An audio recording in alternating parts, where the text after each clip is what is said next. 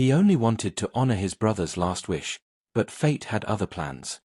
Steve is still grieving the loss of his only brother, a soldier who died on a mission. But before he died, he left behind one final wish. Cremate my body, and scatter my ashes on Mount Everest. Determined to fulfill it, Steve travels to Nepal. There, he meets Jessica, a fearless mountain guide, and together they begin the journey to Everest. So they boarded a tourist bus, the Kiwi Express. But this is no ordinary trip. On the bus also have many other tourists.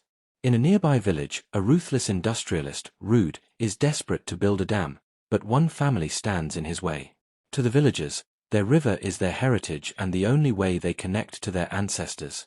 Rude being desperate, he sends mercenaries to eliminate the family.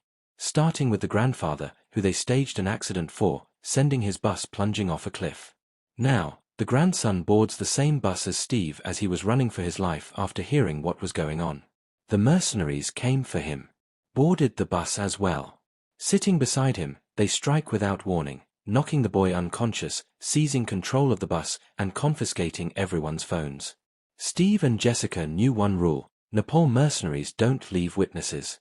Realizing they're all marked for death, Steve and Jessica fight back. Steve slashed the back tire of the bus. The mercenaries came to inspect what's going on but meet sudden ambush. Then chaos erupts. Fist clashes. Blood spills. Passengers turn into fighters, some shocked and in terror. Steve dodges blades, smashing a helmet into his attacker again and again, until survival takes over and he fights with everything he has left. At the final moment he plunges a metal rod straight into the heart of the mercenary, sending him off the bus.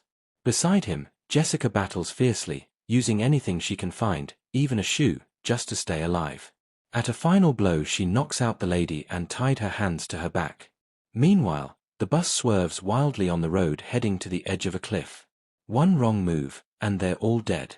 Somehow, the bus stops.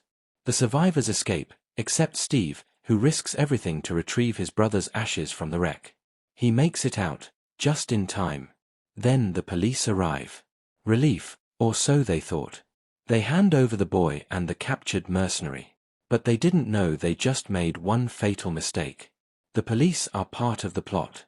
And just like that, everything changes. This was only the beginning. Subscribe for continuation.